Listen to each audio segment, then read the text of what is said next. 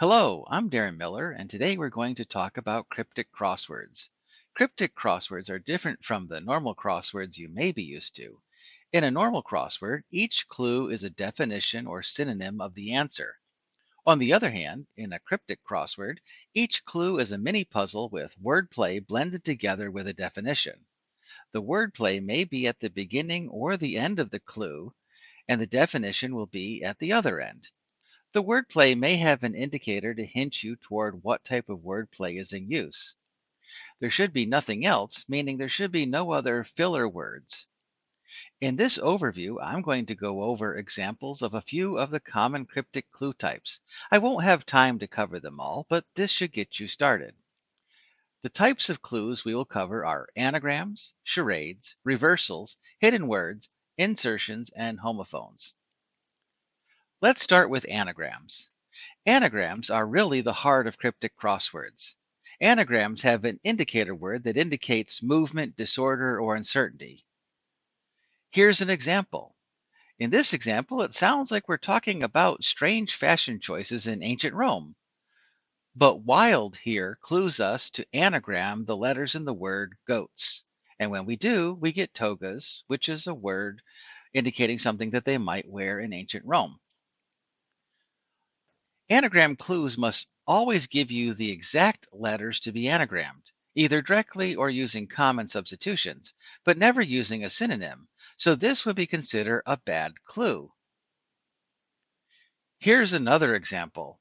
Sounds like poor Phil isn't going to get paid, but really what it's telling us is to anagram the words pay Phil to get us happily. Now, here's an example for you to do at home. The next type of cryptic clue are charades. These can be extremely tricky. Charade clues have you act out a word or phrase by giving you synonyms that you connect together to make a longer word the answer. Unlike most other clue types, charades clues have no indicator to tip you off to what's going on. For example, this sounds like some kind of political statement. But we can replace evil with sin and monarch with king and combine those to give you sinking, which is going down.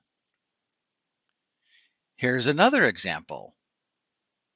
In this case, warbled is a synonym of sung, and girls are lasses, and combined, these give you sunglasses, which are dark shades. Now here's another one you can try at home. The next type to look at are reversals. These are only half as bad because they do have an indicator, and the indicator is usually a word that means reversing, backing up, flipping, or changing direction. For example, this one sounds like somebody's struggling with the furniture. But if we take the words set a bed and reverse them, we get debates, which are fights. Reversals can be tricky, though, as in this example, because synonyms are fair game. In this case, crimson is red and paintings are art. And if we combine and reverse these, we get the phrase trader, which is a merchant. Now here's another clue for you to try at home. The next type of clue is the hidden words clue. Fortunately, these are not even tricky, usually. These clues have an indicator that tells you that something is found in, part of, or hidden by a word or phrase. For example, while this one sounds like an exotic perfume, if we look inside the words Dracula romantic, we find the phrase aroma, which is a fragrance. Here's another example. This one sounds like a theatrical performance at a hotel. But if we look inside the words Patrick's Hotel, we see Trick Shot, which is a great play. Now here's one for you to try. Insertions are the next clue type.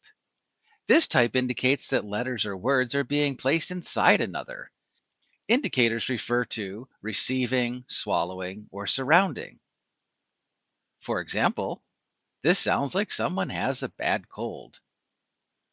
But if we take the word aches and we put ill inside it, we get Achilles, who was a mythic hero. Here's another example. And again, synonyms may be used as in this example.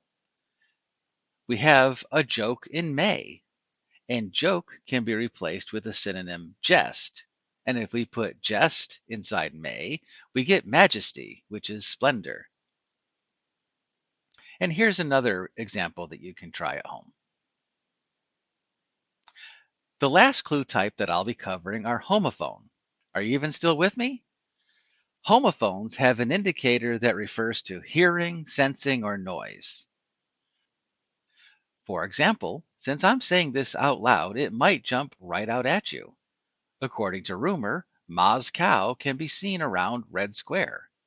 Of course, Moscow sounds like Moscow, and that's the city around Red Square.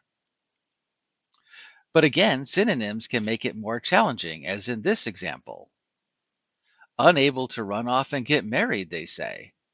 Well, unable to is can't, and to run off and get married is elope, and cantaloupe is a melon. And here's a final one for you to try at home. Well, that's my intro to cryptic crosswords. There's quite a bit more that I didn't really have time to cover, but hopefully these will get you started.